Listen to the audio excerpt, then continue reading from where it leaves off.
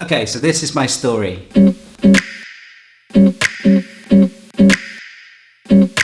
It's probably true to say that family is the most important thing, and everybody's story starts here. You've got to really cherish the time that you get with your family. You've got to hold on to it.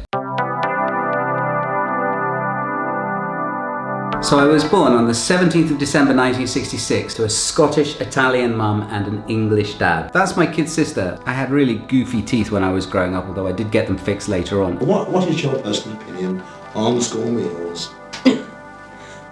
We grew up in a seaside town called Torquay. It was really beautiful. School was an epic fail. I didn't do very well at all, but I was totally determined to make it in the big wide world. So there was this new invention called a video camera. Nobody really had one yet, but my dad managed to get hold of one from a bloke he knew at the BBC. We very quickly figured out if you move the camera around and press the start-stop button in between, then you can kind of cut a sequence of videos together and make a film, kind of. Now, should you happen to be here in the backwaters of the Dunrobin estate, or indeed here in old Ma Riley's toilet, I wanted to discover new things and extend my imagination. It was the 1980s, it was Margaret Thatcher's England, it was land of opportunity, and you could borrow as much money as you wanted from the banks. It was the dawn of the yuppie and the age of the entrepreneur. The first mobile phones came out, but if you wanted to organize your contacts, filofax. I got a job as a DJ and I started a business sticking Go Faster stripes onto the side of cars. I was definitely spending more money than I was earning, and I was heading recklessly towards the huge economic crash of the 1990s. So I've got to credit my dad for finding my first job as a DJ when I had absolutely no experience whatsoever in that kind of work. But also my old schoolmate, Andrew Baxter, who showed me one day that if you put that finger there, and that finger there, you can play the D chord, and then that finger, the little one, add it on, and you have Crazy Little Thing Called Love by Queen. This completely changed my life. By the 90s, I was searching for a new challenge, and after taking a couple of A-levels at night school, I decided to enroll with MIT in London and learn to play the guitar. Basically, I moved into a house with a bunch of students, all long-haired rock and rollers. Then I went to university and I studied film and TV proper. I didn't know if I could make a career out of it or not, but this sounded like a lot of fun, and for sure I would meet talented people.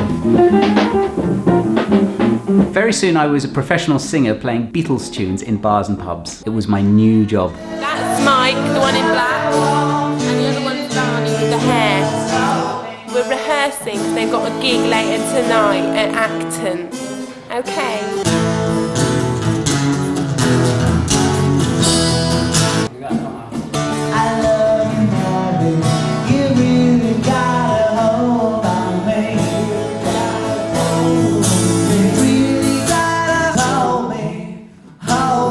So I had a girlfriend at the time, and we kind of split up, and then she kind of got pregnant, and then we had a daughter. Fuck, I'm a dad. Her name is Brooke. Brooke, I am your father.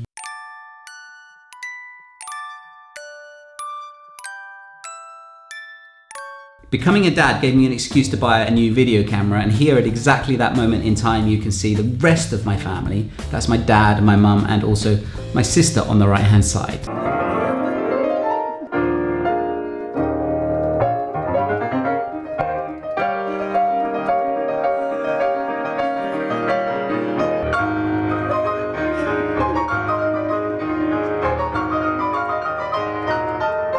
Graduated from university, and shortly afterwards I started a video production company. The local council of Torquay invited me to take my camera and capture some of the beautiful sights and sounds all around the bay. The tourist economy was really struggling at that time, so it was a real opportunity for me to put something back into this place where I'd grown up as a kid. And then by 2005, my most exciting and the most amazing project came along, working with an incredible guy called Nick Harper on a film called Love Is Music. Original Valentine's endlessly intertwining sunshine.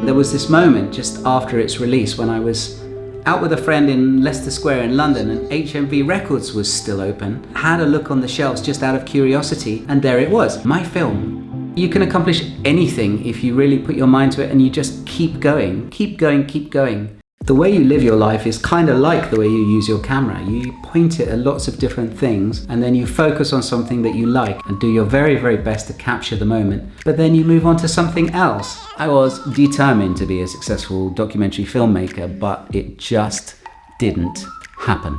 I took my camera and my best friend Robin and we started to travel and search for the coolest city out there.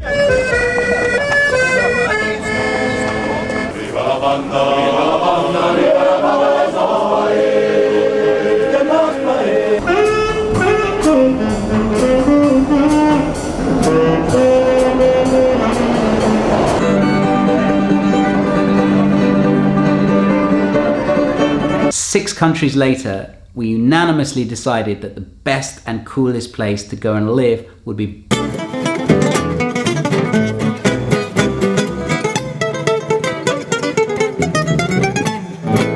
But when I got back to the UK, I sort of accidentally started an eBay business and then I kind of got married. That didn't work out. Now at this point in the story, it's very curious to note that a sequence of events was triggered which caused a chain reaction that would bring me all the way to where I am right now. I was on the YouTube and the Creators Academy tells you, share your story, your unique journey that led you to YouTube. And I thought to myself, well, that would be an interesting challenge because for sure I have an endless amount of video footage from throughout my life. And then I thought, what's my mission statement? What's the purpose? I like to put myself in creative environments with artistic people. I've almost always got a camera on me, much like a journalist, capturing the moment whenever I can. And so that's my story.